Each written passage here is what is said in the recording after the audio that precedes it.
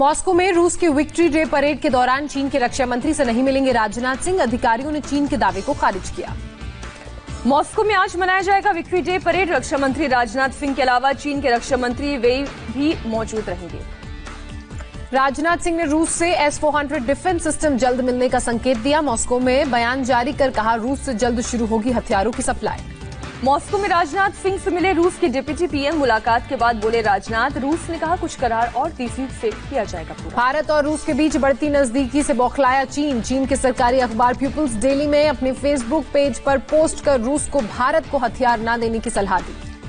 रूस का भारत चीन विवाद में दखल देने से इनकार। रशिया के विदेश मंत्री ने कहा, दोनों देश निकाल लेंगे विवाद का शांतिपूर्ण हल। भारत चीन रूस की बैठक में विदेश मंत्री एस जयशंकर का साफ संदेश। कहा, सबके हित में फैसला लेकर ही आगे बढ़ा जा सकता है। यूएन सिक्योरिटी काउंसिल में स्थायी सदस्यता को लेकर रूस ने किया भारत का पुरजोर समर्थन। सुबह 11 बजे सुरक्षा मामलों की कैबिनेट की बैठक। चीन के साथ विवाद के बीच अहम बैठक। भारत के कड़े दबाव में झुका चीन। गलवान घाटी में अपने सैनिकों को अप्रैल 2020 तक वाली पोजीशन में वापस भेजने के लिए राजी।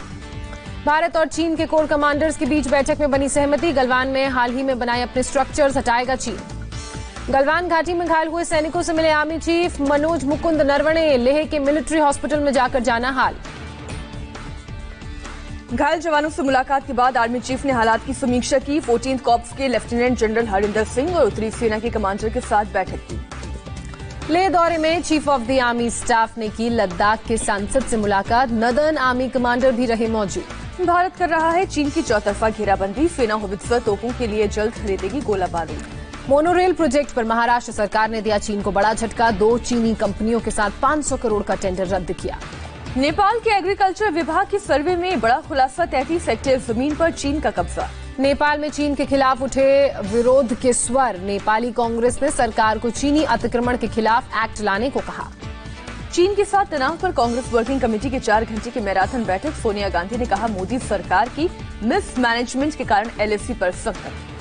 कांग्रेस वर्किंग कमेटी बैठक में राहुल गांधी ने बोला, पीएम मोदी पर हमला। कहा, चीन के रुख को स्वीकार करे। प्रधानमंत्री ने सेना के साथ किया विश्वासघात।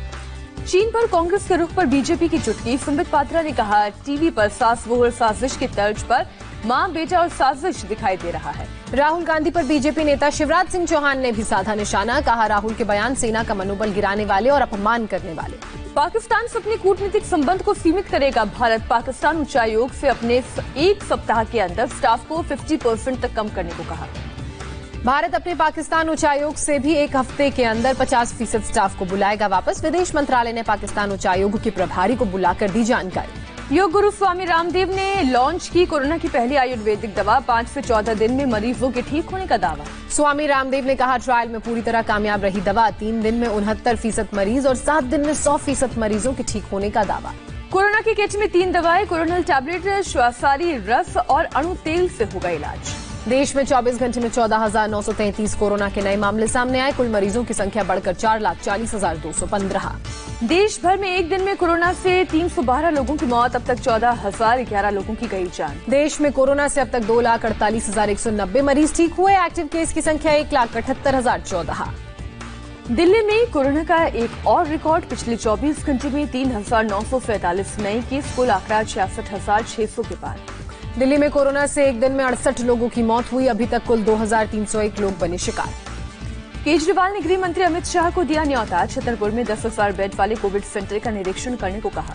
अमित शाह ने केजरीवाल को दिया जवाब। कहा, 3 दिन पहले गृह मंत्रालय ने आईटीबीपी को सौंपी थी 10,000 बेड वाला कोरोना केयर सेंटर के संचालन की जिम्मेदारी। महाराष्ट्र में कोरोना से 24 घंटे में 3,214 लोग संक्रमित। 248 लोगों की मौत। महाराष्ट्र में कोरोना से अब तक कुल 1,39,000 से ज्यादा लोग संक्रमित। 6,500 से ज्यादा लोगों की मौत हुई। मुंबई में बीते 24 घंटे में कोरोना से 846 लोग संक्रमित। 42 लोगों की मौत। पुरी में रथ यात्रा के दौरान सुप्रीम कोर्ट और राज्य सरकार की गाइडलाइंस की अनदेखी। लोगों ने नहीं किया सोशल डिस्टेंसिंग का पालन। रथ यात्रा शुरू होने से पहले पुरी के जगन्नाथ मंदिर को किया गया सैनिटाइज। पीपीई किट पहने नजर आए सफाई कर्मी। तेलंगाना में कोरोना की जंप जारी। एक दिन में 879 नए केस सामने आए। अब तक 9,553 लोग संक्रमित। तमिलनाडु में कोरोना ग्राफ 64,600 के पार। एक दिन में मिले 2,516 नए मरीज। अब तक 833 लोगों की मौत। रेल यात्रियों को बड़ी राहत, 14 अप्रैल से पहले बुक हुए टिकट को रद्द कराने पर रेलवे देगा पूरा रिफंड। पटना में गवर्नर फागू चौहान से मिले आरजेडी नेता तेजस्वी यादव नीतीश पर विपक्षी पार्टियों को तोड़ने और आवाज दबाने का आरोप लगाया। मणिपुर के पूर्व सीएम इबोबी सिंह को सीबीआई ने भेजा समन, आज ही होगी पूछताछ, 332 करोड़ के घोटाला मामले में होगा सवाल जवाब। बेंगलुरु में आईएमए केस में आरोपी आईएएस अधिकारी बीएम विजय शंकर ने की खुदकुशी, अपने घर में लगाई फांसी, मामले में 1 लाख लोगों से हुई थी ठगी। यूपी में एंटी भू माफिया टास्क फोर्स का अभियान फिर शुरू, लॉकडाउन में एक डेंटल कॉलेज के अवैध हिस्से को गिराया गया। मेरठ में नकली डीजल पेट्रोल बेचने वाले गैंग का पर्दाफाश, छापेमारी में फर्जी पेट्रोल पंप खोलकर धंधा करने का खुलासा।